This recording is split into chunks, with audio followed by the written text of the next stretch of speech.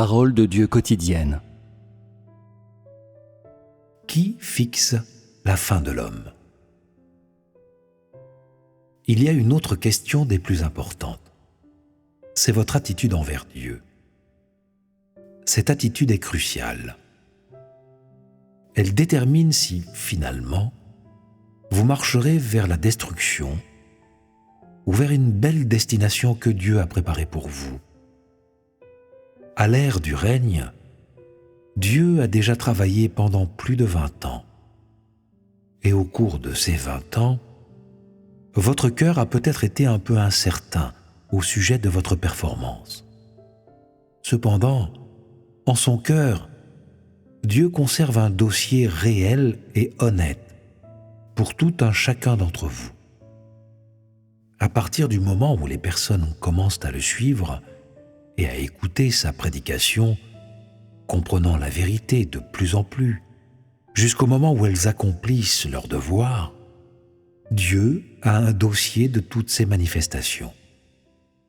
Quand des personnes font leur devoir, quand elles affrontent toutes sortes de circonstances, toutes sortes d'épreuves, quelle est l'attitude de ces personnes? Comment performent-elles? Comment se sentent-elles envers Dieu dans leur cœur? Dieu conserve un compte de tout cela, un dossier de tout cela. Peut-être que ces choses portent à confusion selon votre point de vue. Cependant, selon la perspective de Dieu, elles sont toutes parfaitement claires, et il n'y a même pas le moindre soupçon de négligence. Cela est une question qui implique la fin de tout un chacun, et leur destin et leur perspective d'avenir également. Plus encore, c'est ici que Dieu déploie tous ses efforts laborieux. Ainsi, Dieu n'ose pas du tout la négliger et ne tolérera aucune négligence. Dieu enregistre ce compte de l'humanité, enregistrant un compte de l'ensemble du parcours de l'homme qui suit Dieu depuis le début jusqu'à la fin. Ton attitude envers Dieu durant ce temps déterminera ton destin. Cela n'est-il pas vrai? Maintenant, croyez-vous que Dieu soit juste? Les actions de Dieu sont-elles appropriées? Avez-vous encore d'autres images de Dieu dans votre tête? Non. Alors, dites-vous qu'il relève de Dieu de fixer la fin de l'homme ou de l'homme lui-même? Cela relève de Dieu. Qui la fixe? Dieu. Vous n'êtes pas certain, pas vrai? Frères et sœurs des églises de Hong Kong, dites-nous, qui la fixe? L'homme lui-même la fixe. L'homme la fixe lui-même? Cela ne signifie-t-il pas que ça n'a rien à voir avec Dieu? Qui veut parler parmi les églises coréennes? Dieu détermine la fin des hommes en se basant sur l'ensemble de leurs actions et de leurs actes et sur le chemin qu'ils empruntent. Cela est une réponse très objective. Il y a un fait ici que je dois vous transmettre à tous. Dans le cours de l'œuvre de salut de Dieu, Dieu établit une norme pour l'homme. Cette norme est que l'homme soit capable d'obéir à la parole de Dieu et de marcher dans la voie de Dieu.